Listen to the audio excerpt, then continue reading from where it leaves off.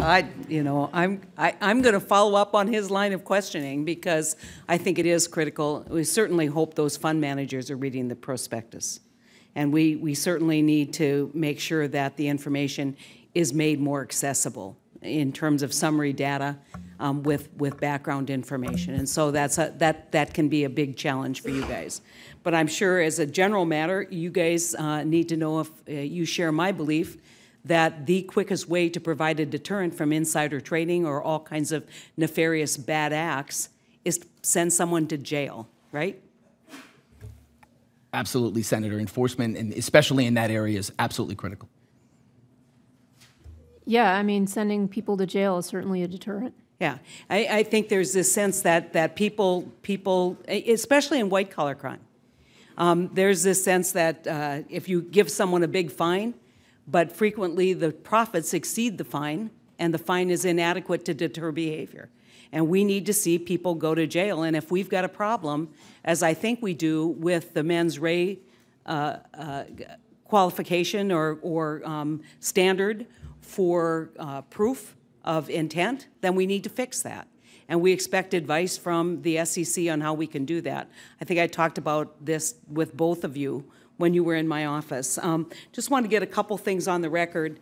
As you know, Senator Heller and I pushed and were successful in getting something called the Small Business Advocacy Act passed. Now that the SEC has an obligation to put a small business advocate into policy making at the SEC, I want to know, if confirmed, do I have your commitment to move quickly to set up the new office and appoint that advocate with a background that understands capital formation crisis that's facing middle America? I have a commitment? Yes, I think it's extremely important to get that voice at the SEC. Yeah. In a word, Senator, yes. Okay, thank you.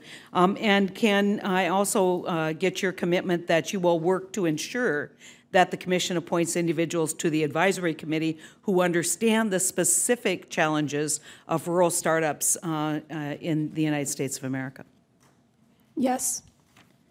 Absolutely. I think the SEC needs to cast a wide net and make sure that those kinds of individuals are in those positions so we can really find out what those challenges are and we can address them. Yeah, this whole bill was never about checking a box and say, look what great thing we did for small business. This is about changing the culture of the SEC as it relates to small business. And so I'm glad to have your commitment that you will take that effort very seriously. Under the Model Business Corporation Act, Section 8.42B, there's a passage that I think is very instructive for purposes of establishing knowledge within a corporation of material violations of law or bad behavior.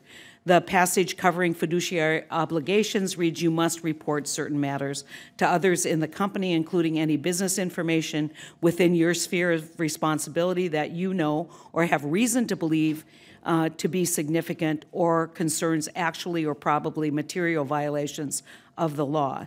To my knowledge, not one state has adopted model guidance into law.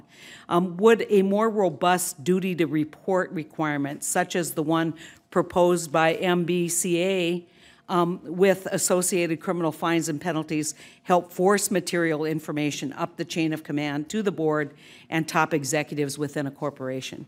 I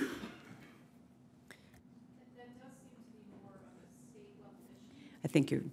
Sorry. That seems to be more of a state-level issue than an SEC issue, but I think that there are some changes that have happened. I think the whistleblower changes in Dodd-Frank also have the effect of helping to force stuff up the chain. So I'm hopeful that we'll see better compliance. Yeah. I do think, Senator, the whistleblower part of the Dodd-Frank law has been important in this respect. What I'd like to do, if I had the honor of being confirmed, is learn more about how we can encourage that information to get up the corporate chain, whether it's... I don't want to just encourage it because everybody agrees it should go up the chain. I want to mandate it because I'm tired of executives saying, I didn't know, not my business, didn't look, not my business. And we absolutely need to change the culture at the top. And we've tried over and over and over again various iterations of forcing this information up the chain only to be unsuccessful. And so let's not pass the buck to state organizations. Let's just sit down and figure out how we're going to get this accountability at the very highest level of corporate America moving forward. Thank you, Mr. Chairman.